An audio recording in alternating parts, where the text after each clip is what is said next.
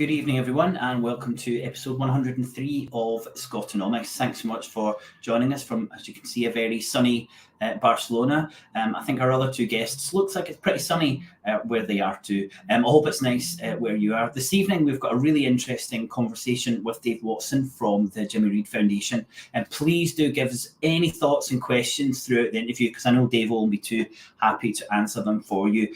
We'll have Dave on stage in a couple of minutes, but the first thing for me to do is to welcome my co-host, Karen Van Sweeten. Hello, Karen. How are you doing? I'm good. How are you? Yes, I'm very well. Anything you want to mention? Anything take your fancy over the last week? Considering we're still in the midst of a general election campaign in the UK. Well, yeah, it was nice to hear the IFS or a representative from the IFS on Radio Scotland on Sunday morning, talking about talking Scotland up actually as an economy. So that was quite nice to hear that. So you can find that somewhere. It's not actually on his feed or the IFS's feed, but the SNP are sharing it obviously, and it's in the national. And the other thing that I'd probably like to point out is one of our guests, Richard Murphy, is also interviewing people, and he interviewed Drew Hendry on the economy. So another one to look out for as well. Great. Certainly a lot going on. And there's a football tournament, which we won't mention, of course. Well, now I'd like to welcome our guest for this evening, Dave Watson. Hello, Dave. Thanks so much for joining us. Good evening, folks. Hello. So, for those who are not aware of the Jimmy Reid Foundation, it's a think tank which brings together different voices from across the left in Scotland to make the case for economic, environmental, political and social equality and justice in Scotland and further afield. In doing so, the foundation seeks to build on the legacy that Jimmy Reid left us. You've also got a sister organisation, which I believe was the organisation that birthed the Jimmy Reid Foundation, which is the Scottish Left Review. And that's a publication that's Scotland's oldest radical print publication. When did those editions come out, Dave? They come out 5 times a year, so it's roughly every two months, and a bit of a hiatus over the summer. But that's the usual aim, and we have managed to achieve that virtually every year since Jimmy was part of setting it up. Yeah, great. Yeah, it's never easy committing to do something on that diary and then managing to get out. We know all about that. It seems like there's a lot going on there, and we'll put the links to the Scottish Left Review in the comments below as well. Well, I suppose before we get into much more of the economic discussion that we want to have tonight, could you just tell us a little bit about yourself and your background and your kind of various roles? Because I think you do a few things within the Labour movement as well as working with the foundation. So over to you, Dave.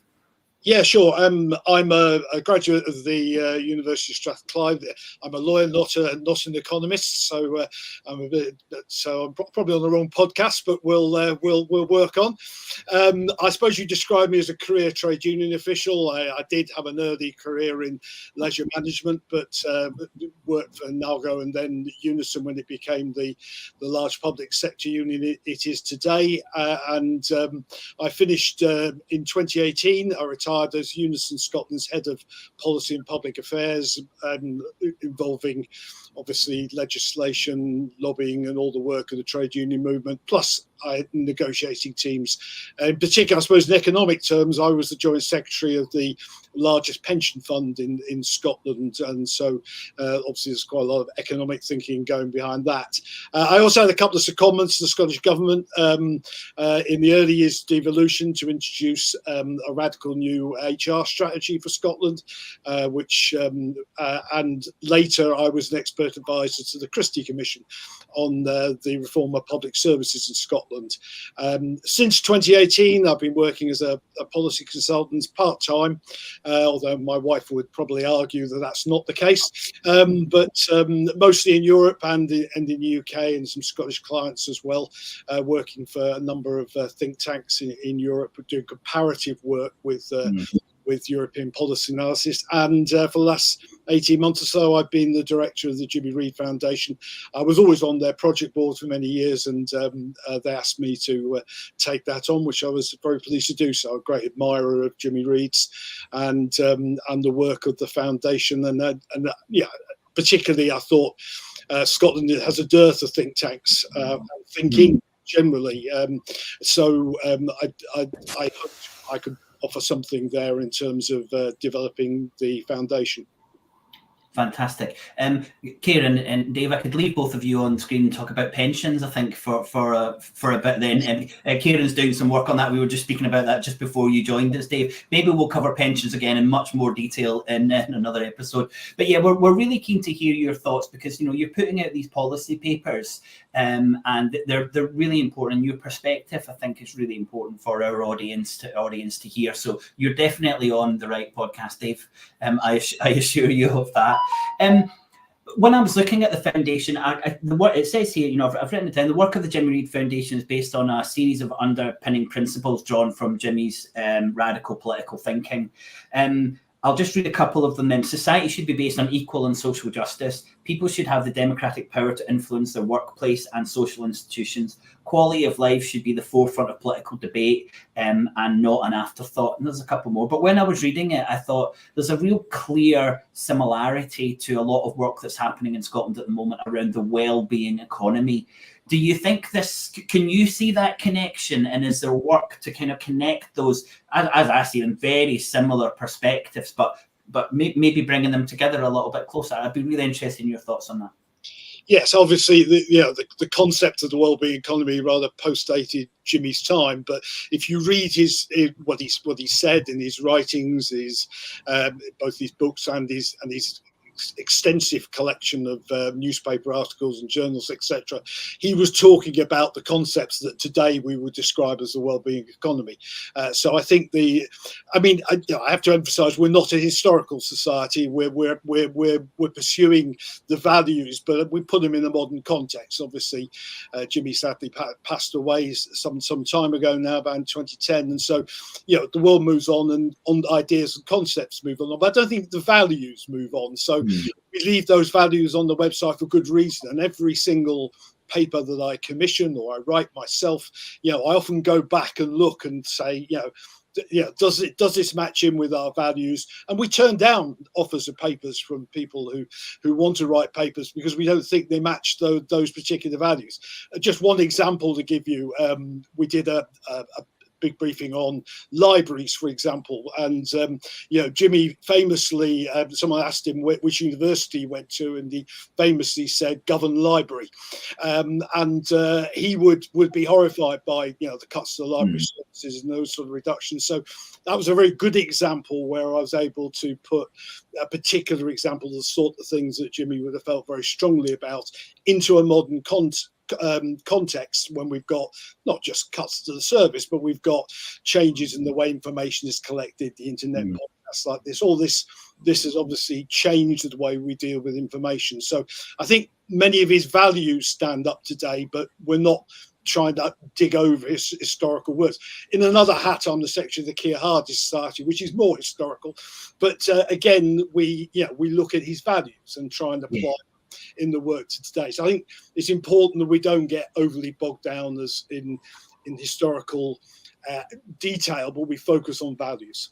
No, that's a really important point. And when I was trying to draw those kind of connections, I often think that you could see the kind of modern birth of the well-being economy with kind of J.K. Galbraith's idea of the affluent society, and I think there's a clear kind of historical connection, and I can see within the values that they would fit very comfortably within that modern context of a well-being economy, but a slightly older version being this idea of the affluent society. Well, let's finish. Let's one more question around Jimmy Reid then. I would hope that all of our audience have heard of him. Please do let me know. But I had a really interesting conversation with someone that Kieran and I have eventually ended up working with, who was in Dundee. He's a gentleman in his late 30s, and he said to me just a couple of years ago he came across Jimmy Reid, and I thought, for the first thing was I felt really sorry that someone had been in the late 30s who was politically active and hadn't heard of Jimmy Reid. And he said to me, as soon as I saw the things that he was saying, it kind of sparked and everything kind of made sense. And I just thought it was a travesty that people who want to have much more of a positive influence in our society are unaware of someone so inspiring and such a powerful working class voice as Jimmy Reid. Have you any thoughts why someone in an industrial city in their late 30s wouldn't have heard of Jimmy Reid.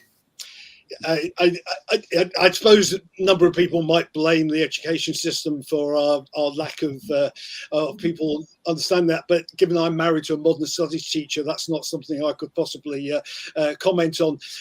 I think, I mean, I think modern history, particularly modern industrial history, is probably not something that's as well taught as it ought to be. If we're fair there, I think most people will probably never have heard of the dispute that made Jimmy famous, which of course was the work in the Upper Clyde shipbuilders in 1971-72.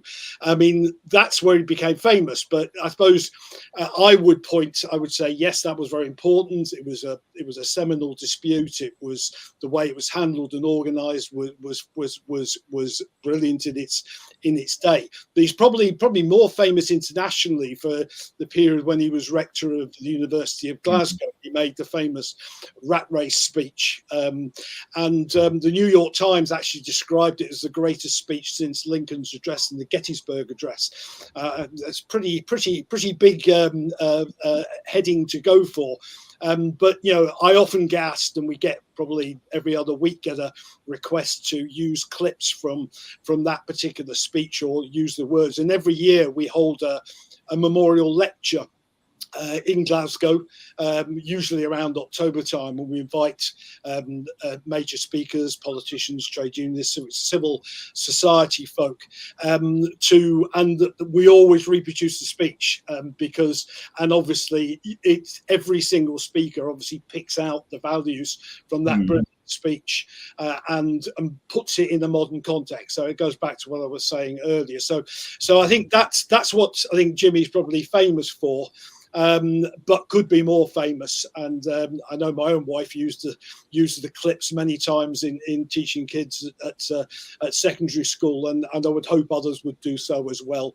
They're well worth watching. And even these days, tonight we're on YouTube, you go and have a look at something like Jimmy's interview with Kenneth Williams on the Parkinson Show, for example, to just see how brilliant he was. Kenneth Williams thought, this is an ignorant shipbuilder. What does he know about culture? And he actually wiped the floor with him, thanks to the Government Library again, because he took out books out of Government Library that virtually nobody else did, and taught himself.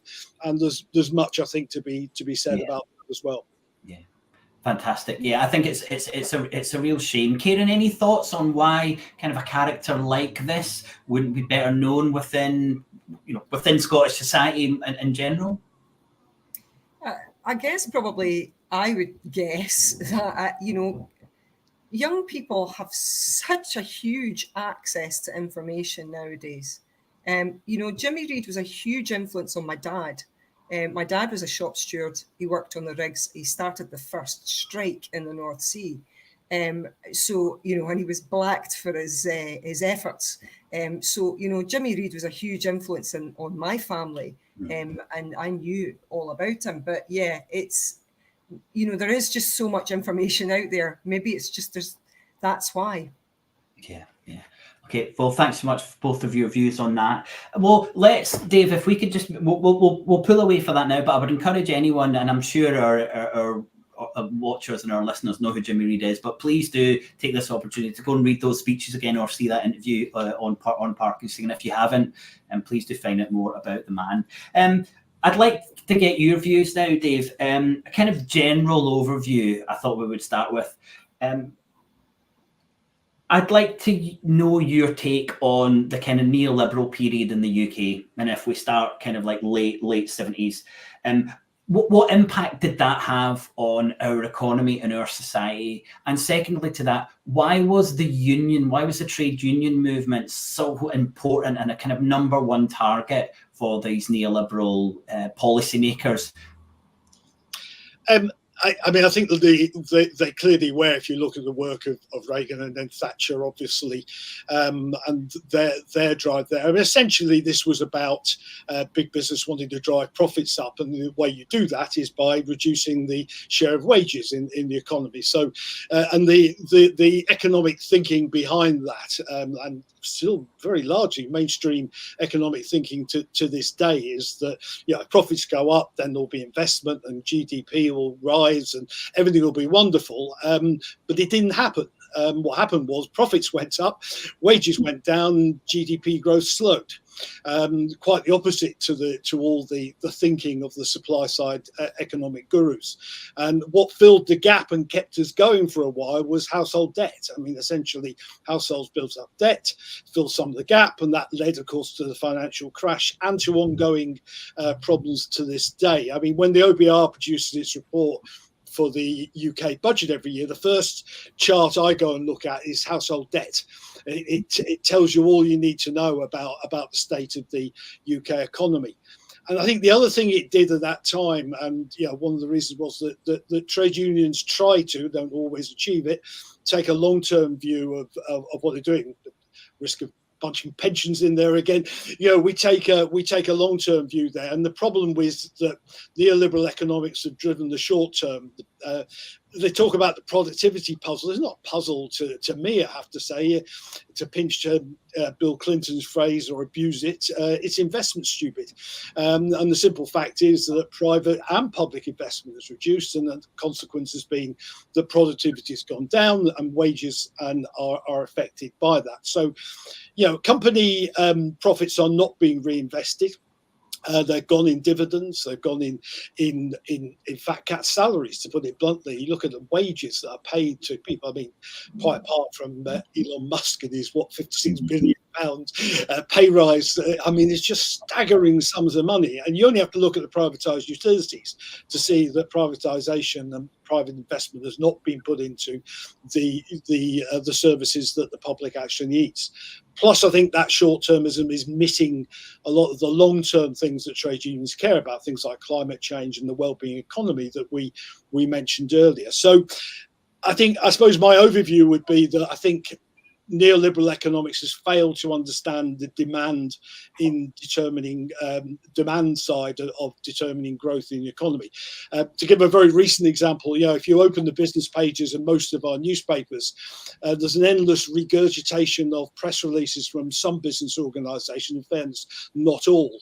And it's just incoherent. I mean, there was one the other week that was complaining about the minimum wage going up, and also complaining that people didn't have money in their pockets to buy the services of their members. And clearly, whoever wrote this press release could not see that these two things are inextricably linked. And it just drives me around the bend. You follow our Twitter feed, you will see me trying to restrain myself in terms of the language from this sort of nonsense. The simple fact is, if you look particularly in Europe, with one or two exceptions, most European economies, and I see this in my European work, are wage-led economies.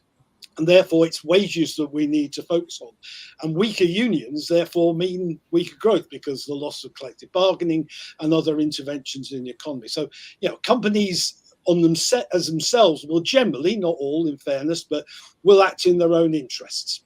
So, essentially, they need government intervention. They need trade union intervention to have, obviously, in terms of regulation of wages, but also, more importantly, in many ways, is stronger collective bargaining. So, I suppose the analogy I sometimes use is fishing. That we have regulation to stop fishermen overfishing in the North Sea and elsewhere. Otherwise, we wouldn't have any fish. And that's why we need regulation and we need trade unions there. So, we've had inflation recently. Again, even the IMF, and you can't get much more neoliberal than the IMF. The IMF says that, in fact, inflation has been driven by company profits, not by wages. That's true in the private sector as well as the public sector, neither of which have had. But in the public sector, there's no impact on inflation. But in the private sector, even there, it's been supply shortages. So, again, it's the supply side, demand side. And I think that's our summary of where the country's gone wrong in economic policy, and why we need to get back more to an understanding of demand side economics. Well, that's a really good overview of the reasons, but could we just kind of briefly chat about the effects and over that kind of neoliberal period? I mean, if we're talking the 1970s, can we talk about the differences between the late 70s, early 80s, and where we are now, and what you think this kind of neoliberal period that has stopped listening to the voices of trade unions and has prioritised or been able to prioritise profit ahead of wages? What impact do you think it's had on Scotland and the wider UK society over that period? Well, I mean, Scotland in particular, but it's true right across the UK. We've seen it in the devastation of communities. I mean, I worked in the health department for 2 years, and you just saw by the data and the issues that the long-term impact that has to this very day. And you can go to communities that have never recovered from the devastation of the Thatcher years, and so I think it's a real thing. You see it in the health of Scotland. You see it in what some health economists call, the Glasgow effect, for example, in terms of deindustrialisation and the impact that's had on our health. So it's not just the economy that damaged; it's a much broader issue. And if you look at the work of people like the Equality Trust, essentially more economically equal societies do better on virtually every single measurement, and so that's been the big change. In the 70s, it wasn't all. People often say, "Oh, we're going back to the 70s," and I say, if only, would be my general response to that. There's one stat that I'll give you, Dave, because with all the interviews, we kind of quite often we touch on the 70s and 80s, and one of the stats that one of our guests gave us was that the worst year for unemployment in the 70s was the best year for unemployment in the 80s.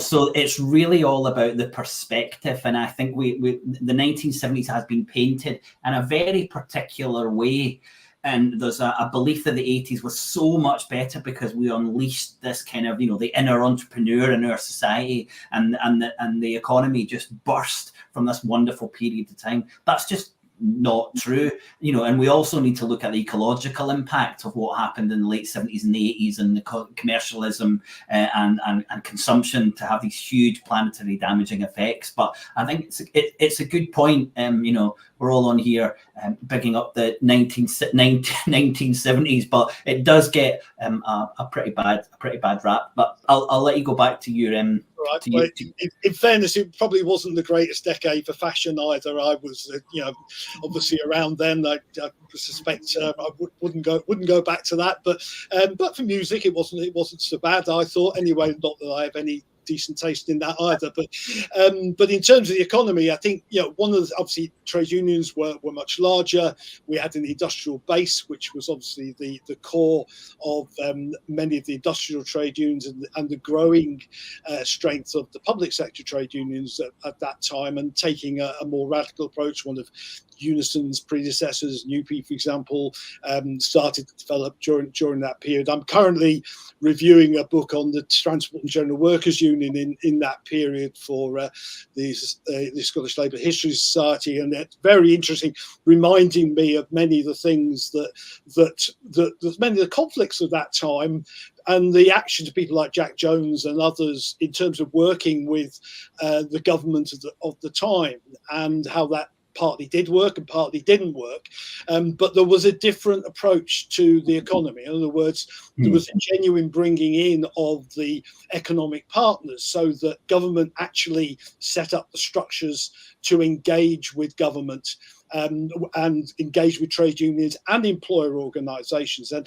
I do work in Europe, and particularly in the Nordic countries, and they have much greater trade union density, but they also have the infrastructure and the institutions which engage business and trade unions in a regular dialogue. And that's what died in 1979 onwards. All that went to bed. Now, in fairness, the Scottish government understands that, and I think the Scottish government's done a lot to try and develop that type of. I mean, the reason I was brought in, very unusually, bring a trade union official in to implement an HR strategy, and that was the first devolution government, and that was because they wanted a different approach of engagement, and the current Scottish government has taken that on board and continued with it. So we do have greater dialogue and engagement.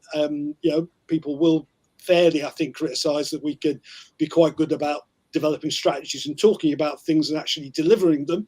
That's a fair criticism, I think. We'll probably touch on the general election, but I do think one of the things I do like in what Keir Starmer's talking about is about the industrial strategy, about re-engaging with business and trade unions in those structures. And I do think that's vitally important. And the 70s does give us that template from which to work from.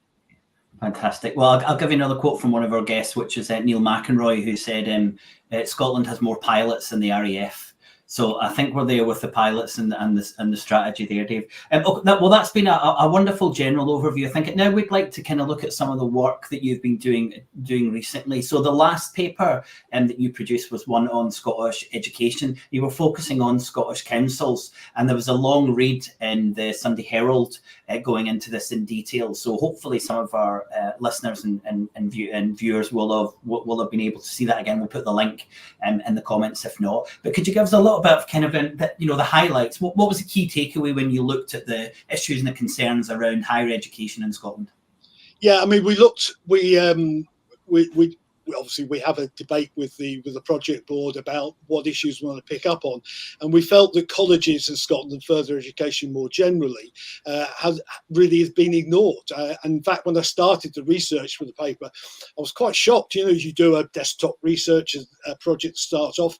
I was quite shocked there was virtually nothing objectively written about colleges. Yes, a few college principals have written papers, promoting their own perspectives, but there was very little objective study of further education in Scotland. A couple of commissions recently, which have ground on, but not a great deal happened. So we felt it was important to take a new look at it, not least because obviously we've had years now of industrial disputes in the sector, which are an indication of very poor industrial relations, and also the issues of funding and funding cuts.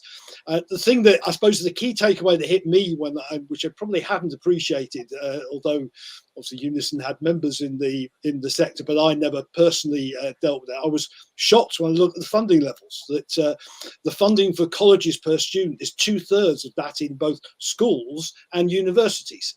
Now, I don't get that. You walk around a college, you will know that a lot of their provision is quite expensive to deliver, very practical. You've got an awful lot of equipment and training and stuff to do. And I could see no reason why a secondary school, and it does lead you, I'm afraid, to the inevitable conclusion that, policymakers, and I don't just mean the current government, this goes back pre-2007 to probably pre-devolution. But policymakers, be they politicians, civil servants, and others, the kids go to secondary school, then they go to university. It's working class kids who go in the main, who go to colleges, and that's why I didn't pick the headline, but headline writers will take their own headline from that. But I think it is a class issue. I really do think that our colleges are underfunded because they don't have the voice that universities and other parts of the education system have. So the report, which you can read on our website, like the Herald stuff is obviously behind the paywall, but I'm no doubt they'll free it up sooner or later. But the full paper you can read there, and there is an executive summary because it's a long paper. But we make a series of recommendations there, which is yes, making a start on funding, getting back to what I think should be a more equitable funding solution. It does need to sort out industrial relations. There is a culture, I think, of poor industrial relations in the sector. Now, you can't impose that from outside. I know from my own experience, you have to build that culture, but that I think is doable. But I do think we also need to, the thing that struck me as somebody who was very closely involved in abolishing the internal market in the NHS in the early years of devolution, that colleges looked to me like the old market in the NHS that the Tories had before devolution. The trusts, for those of you old enough to remember them, where they were told to compete with each other. And this is where colleges go wrong. And they spend money on marketing. They even one lecturer told me that his college actually put an advert, bought a billboard outside another college to try and poach students. I mean, this is ludicrous in the country the size of Scotland. So, there's 11 recommendations there, but essentially it's a different approach to colleges, which I think is crucial, not, by the way, just for students and staff and the colleges themselves, but for the economy. If we're going to get to a net zero economy, then colleges are absolutely crucial to that. How many times you read in the newspapers business saying we can't get the staff to work on wind farms? It was only this week, I think, there was a piece on that. Well, that's because we're not investing in colleges, and we need to. Fantastic. That was a really good summary.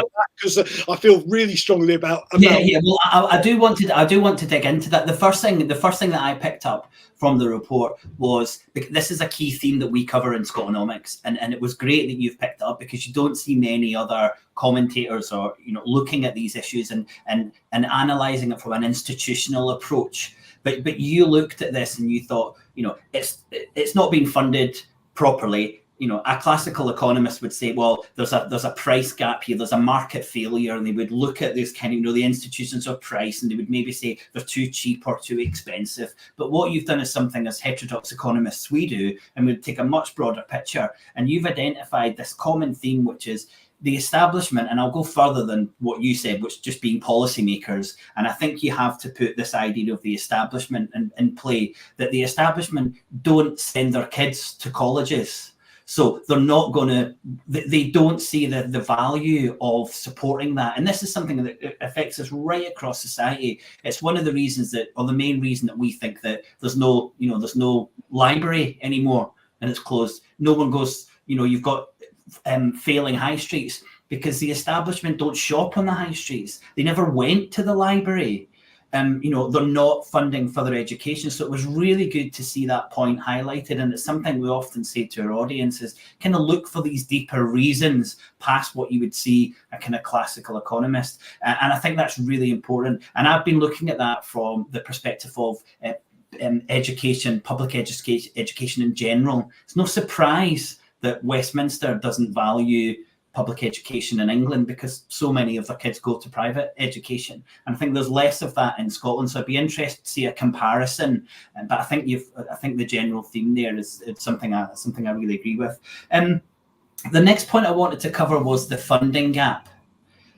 Could you give us a little bit more about the kind of amounts and the kind of key question, I think, is that obviously everyone who writes a policy paper looking at issues in Scotland and the Scottish government, the first thing they say is that we need some more money. So can you talk about the kind of amounts, and then we'll have a discussion around where this funding comes from for further education in Scotland?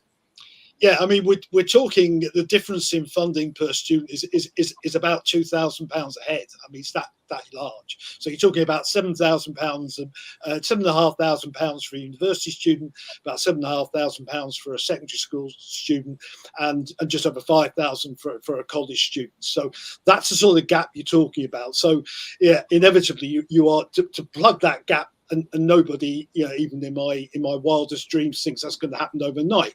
And you need to build these things up anyway. But you are talking about hundreds of millions of pounds in the longer term to plug that gap. So, and yeah, of course, I fully accept that, because we produce papers right across the board about public services and about the economy. But all of these things do require money, but they also require other forms of reform as well. So I think it would be very easy, and I accept criticism that we just throw money at something. No, you don't. You have to make that reform. If you just gave all the colleges several £100 million tomorrow, would it solve many of the core problems? Well, it would solve some of them.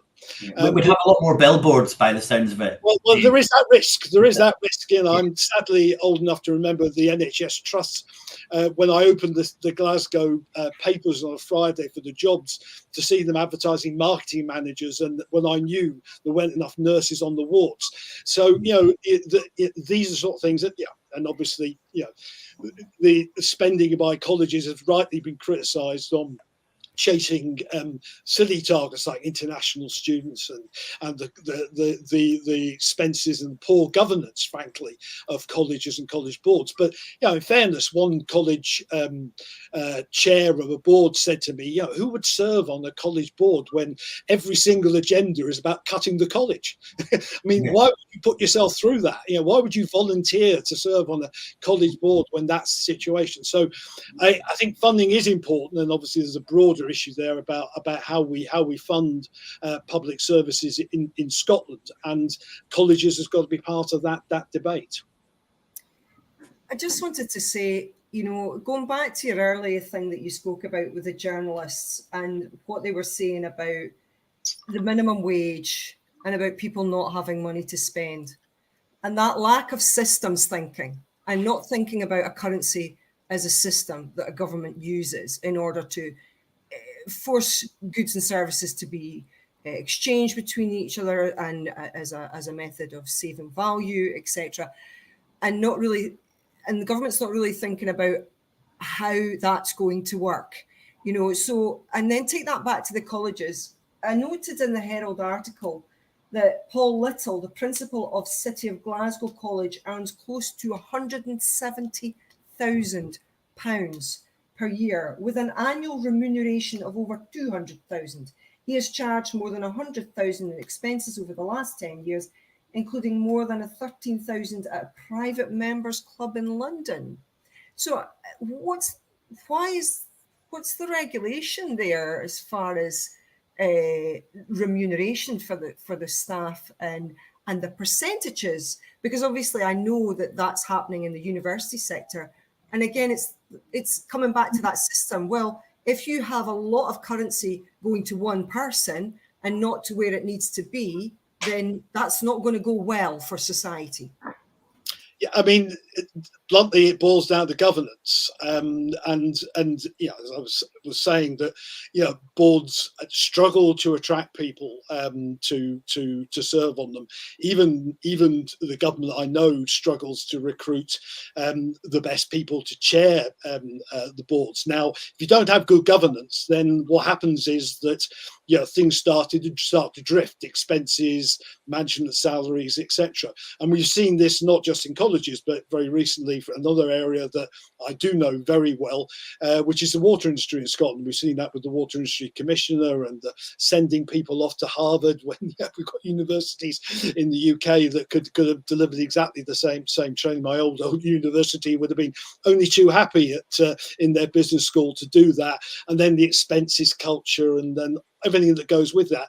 And these were signed off effectively by the sponsoring department in the Scottish government. And you have to ask yourself, what on earth did a civil servant looking at that think it was right to spend whatever it was, £57,000 on a trip to America to Harvard University? So there is a governance issue on issues like that, but I think it is indicative of the general problem that we have, that if we don't have good governance, the right people asking the right question, you get weak governance in the private sector as well. I mean, I've worked in the private sector with private companies, and I know you can get issues there as well. But at the end of the day, people, if you serve on a board, you've got to be asking the right questions, and you've got to be prepared to make yourself unpopular on occasions. And sadly, well, yeah, and if you look at our Quango state, something I wrote about separately a couple of months ago. We have, God knows, 144 Quangos, and too many of the same people sitting on the same board, turning up, opening the same papers, not asking the right questions. So I do think governance is a key thing for Scotland, and I also think it's indicative also of a very centralised state that we have in Scotland. And I think that devolution below the level of Holyrood, we can argue about powers to the Scottish Parliament. What about devolving some of those powers down to genuine local authorities and strengthening our governance, getting people engaged in governance, whereas at the moment we have huge local authorities, the most centralised in Europe, and working people haven't got the time or the resources to serve as councillors on those bodies. We had smaller councillors with more on the European model. You start to find people, for people very skilled in their day jobs who've been prepared to give up an evening or so during the week, but they can't give up 2 days a week to be the sort of full-time councillors we have now. So there's a lot to be unpicked, I think, about governance in Scotland, but colleges, I'm afraid, are an example of very poor governance in the main. Not everywhere, in fairness. I did talk a couple of colleges where I thought, they've done a really good job, but I have to say, overall, not so. I should bring some comfort to you in the sense that I'm studying very hard right now for the Pensions Committee. There's a lot of studying for it with the pensions regulator and with a company called Hymans Robertson, who set up the teaching for councillors so that they can scrutinise the officers and the people running the pension funds. So that that is definitely seems to be working quite well, and certainly from my experience on that. Good. I think that's so important. I mean, actually, pensions are the one thing I do think can be centralised in Scotland. I think our individual pension funds and we will get better local investment. But I can remember attending conferences arguing this, and councillors telling me that but we invest locally, and I had to point out to them that they weren't investing virtually a penny locally, and they had no idea, absolutely no idea, simply because it's very complicated. They needed the training, they needed to know the right questions to ask. So I think a lot of that goes into the governance cup. Great. Dave, you've picked up again another couple of the themes I just want to highlight before we move on there. But again, you looking at those institutions and understanding actually how they function, and that it's not just about the economics of a pension fund. It's much more about the overall integration and the dynamics and how it works. I think is really important. And I think speaking about who it is normally, who has the time to be a councillor, who has the time to serve on these boards, it tends again to be the type of people that they would kind of loosely class within this establishment. And if there's not people who are fully engaged with the issues or concerns of working class individuals, then their rights are not put forward in the spheres. And that's what we mean when we talk about the establishment. I think it's really important to say we're not saying there's some kind of like collection of people who are all colluding. It's just the circumstances that bring together people who start working on the things that they value. And it tends to be people who are already wealthy or who are in a very different position from a lot of people in society. I want to just summarise and give you some of the comments we've had so far. We've got one new fan. Chris, do read the speech that Dave spoke about at Glasgow. Was it Glasgow or Strathclyde? No, it's Glasgow, University of Glasgow. Yeah, Glasgow. Yeah. It's a fantastic speech. We've got a comment. Maybe we'll get to the Labour manifesto and a little bit around the general election. We've got a comment there. A question or a comment from Chris again. From within a secondary school, non-teaching, I've observed a depressing lack of valuing vocational college courses, despite a lot of discussion over this. What's your views? I'm going to give you one view, which is again an institutionalist economics view, and that is to say that you look at the choices that society's making, and you break down every decision, and what part of it is a ceremonial decision. How much is it prestigious for us, and how good is it for us to say to people, we've got X amount of so many people doing these courses, and that's the kind of ceremonial point. And then you've got the actually useful part of it. And what seems to happen is that we're focusing a lot on these things as a society, where we're able to be really proud or supposedly proud of the things that we are supporting. So we've got 10,000 people doing English literature or the classics. So we're pushed towards, the society is pushed towards valuing these things for their ceremonial value rather than the practical value. And we need to focus much more on the things that make a difference and make a positive impact, rather than focusing on these things that supposedly make us look more like everyone else within the international arena. So that's my kind of perspective on that. Dave, do you want to give us that? What are your views on that? Yeah, I mean, I think that's that's a comment I've heard many times, and my wife's retired now. I think I can quote her as saying that that was her experience as well. And a lot of people say that, and we would talk to students who were told, oh, you want to go to university, or you want to do this, or stay on at school, when actually a vocational course in a college was a much better option. It's also a different style. There's about I actually went. My family moved to London when I was a teenager. I went to a sixth form college, which was something you don't see very often elsewhere. And so I did my A levels in the sixth form college, and it was a more relaxed environment in many ways. But basically, the staff said, "Look, Dave, if you don't work, you'll fail. But don't expect me to chase you every 5 minutes because you're not at school anymore." And some people, I flourished in that environment. And I think a lot of kids do as well. So I think it is about getting it right. And part of it is that snob value that colleges are not as good as universities. And again, I know it's a bit of a trope, but it's true. You go somewhere like Germany, they really value vocational education, and they just don't understand it. When I do workshops with for European think tanks, and you talk to people from other countries, they just don't understand. Why would you not put money into this? Why would you downgrade the value of your further education sectors? Because these are the people that are going to get you to net zero. These are the people that are going to drive your industry. So I do think there is, and a bit of this is about competition as well, because head teachers will put pressure on teachers to say, well, success is measured by how many kids you get into university. It's not measured by how many kids you get into a education. So and that's Dave. That's that ceremonial value that's perceived as having that kind of ceremonial value compared to the practical or the instrumental. As Thorsten Bevlin kind of separated that, and I think that's really important. And I see that when you see governments saying things like, "We want to have 10 unicorn startups by the end of X," and these are just purely ceremonial things, so that these people can go, to the next dinner they're at with another foreign investment minister and say, "Oh, we've got 5 unicorns." These things are just crazy. We really need to start focusing on the things that truly deliver value. Thanks for those. There's another couple of comments, but I think that's just a little bit too specific for what I hope we're going to cover now, which is to go back to funding. So, Dave, let's talk about funding options then. So you're in the situation, you're making these recommendations to the Scottish Government. What's your thoughts? Where does this money come from to kind of cover this funding gap within our higher education? Right. I mean, essentially, we need a different approach to public spending and raising money, and I think more generally that requires us.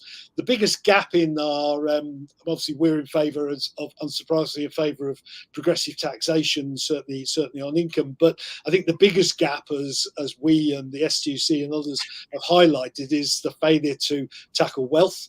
And I don't get, I know Labour's not saying very much about capital gains tax and the inequity about how income raised through capital gains is taxed compared with income tax, but they're obvious areas to address, as is wealth more generally. So I think those big tax issues need to be addressed along with tax dodging. The simple fact is successive governments, and I noticed both Labour and the Conservatives are asking tax dodging to do quite a bit of heavy lifting in this election. But I think taking the necessary actions are ones that government have not been prepared to do, not least to invest in the staff at HMRC. I mean, the chasing of tax dodging is a handful of workers at HMRC compared with those who are chasing down pennies in welfare benefit alleged fraud. So I think if we did some of those things, then we could improve the revenue available to do other things. Now, some of that's in the UK.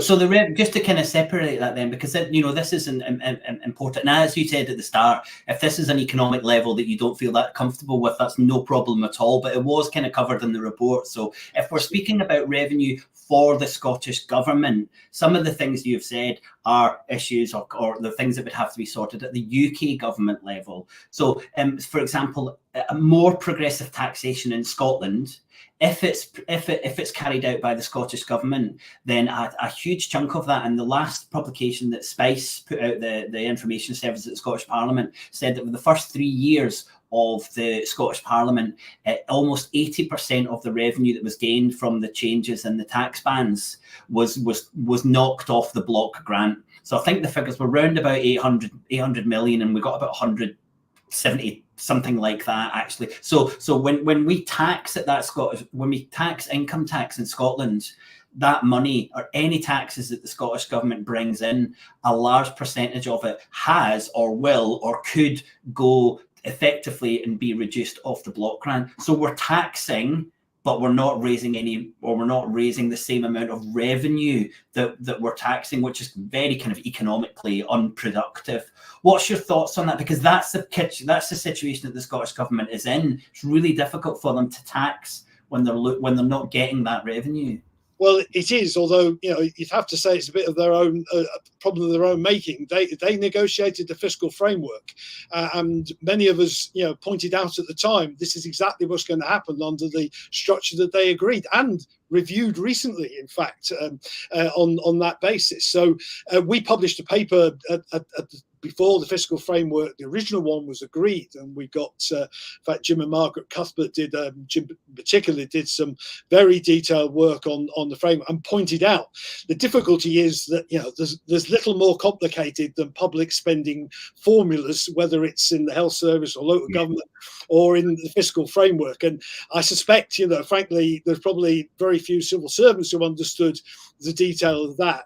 I remember talking to a Treasury official at the time, a friend of mine, off the record, and he said to me, I said to him, what do you think the Treasury's big issues are? And I said, it'll be the fiscal framework. He said, nobody understands that, and that is the problem. Our problem is borrowing powers.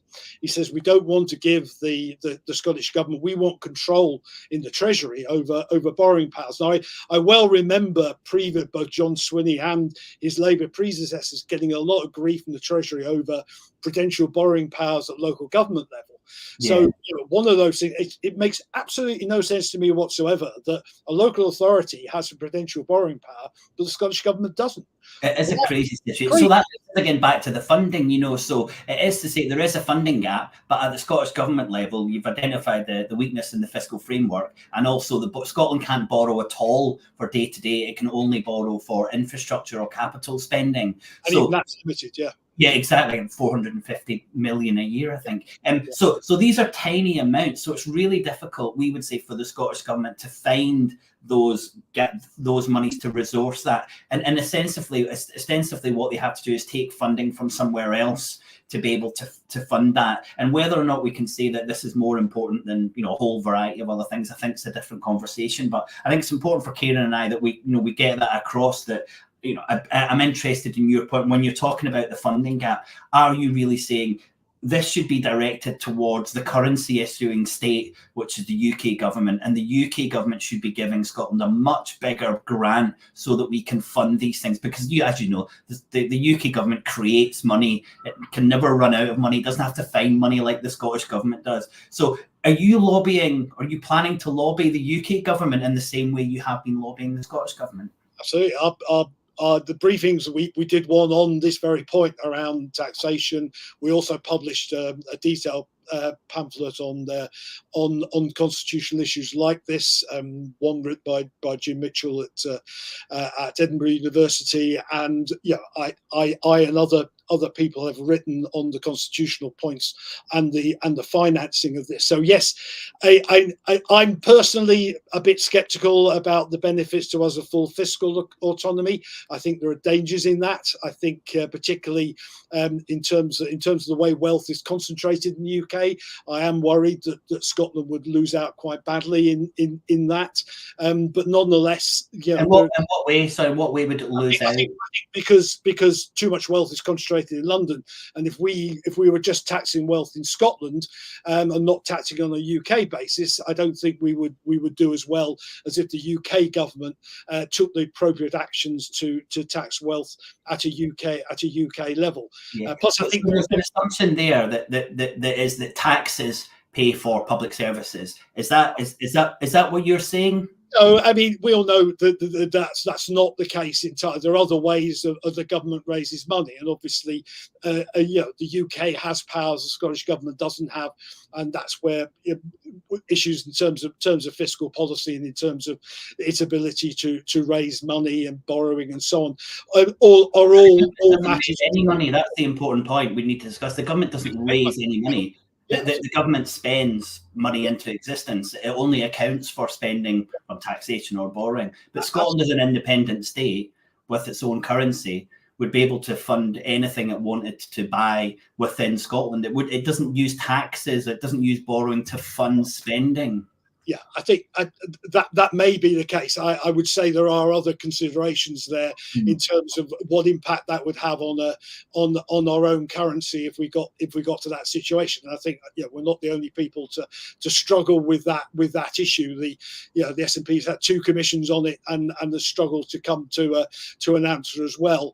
So I think whether we had our own currency or not, and whether that would give us the freedom that the current UK government, which is not using, but has used, but it's used often for the wrong purpose. But those powers, I think, are very important. I think if we're independent, and B, if we had our own currency, these are a long way off in the future. And I think my focus now, frankly, would be to get the UK government to understand the importance of raising revenue through proper, progressive and wealth-bearing taxation, and using its broader powers for good to invest in the economy and take a broader view of that, both in the private and the public sector. Well, we would agree with that, but we would just say it's not raising revenue. That's where I think we would differ. We've got to tax wealth. We've got to tax wealth for a whole variety of reasons, and reducing inequality being the main one. And it's so important that we, for our audience, highlight that these huge structural changes can only be done by the government that runs the country and issues the currency. And in Scotland, we're in a position where we've got wonderful progressive people like you calling for the Scottish government to do stuff, but it can't, because it doesn't have the capacity to do that. Now, whether or not it would when we're independent is another discussion, but the Scottish government cannot just spend £5 billion to improve all the education within Scotland, because it has to earn that money, whereas the UK government can create that money and decides not to do that. It doesn't use the power that it has. Because I think if it did, then the report that you did on education, I think, had some wonderful points. I'm really sorry, but we've come to the end, and we haven't got to cover the general election. So maybe, Dave, why don't we arrange to have you back on after the summer, once there's a Labour administration in Westminster, and we can maybe talk about what you see the difference will be having a Labour administration. We don't know what's going to happen in terms of seats in Scotland, but it'd be really good to hear your views on that. It's been fascinating going into a lot of detail there. We've had some really great comments from our audience as well. But if you're up for that, Dave, we'd love to have you back after the summer. I'll have to do that, no problem at all. Brilliant. Well, thanks very much for the comments and the questions. I was scrolling through, and again, we'll definitely get Dave on, and we can maybe answer these in a little bit more detail. But I hope that was a good overview of the work of the Jimmy Reid Foundation, and an insight into Dave's thoughts as well. Thanks so much for joining us, Dave. Bye for now. Cheers. That flew by, that hour. So thanks very much for the comments. We will get them on, because there's loads of stuff to talk about again. I think it was really important for us, because we haven't had that many trade union voices on. I've asked several people within the SDUC to come on and do the show, so we're really keen to have these views. Of course, we had Grace Blakely a few weeks ago talking about some of these issues from a UK perspective. But if anyone knows any other trade union members who want to come on and talk about their views on the Scottish economy, then please do get in touch. But that's all for now. It's 9 o'clock here in Barcelona, and we'll see you next week. We've actually got another conversation with a working class perspective on the climate. So please join us for that. Until then, thanks for everyone, and see you later. Bye for now. Bye-bye.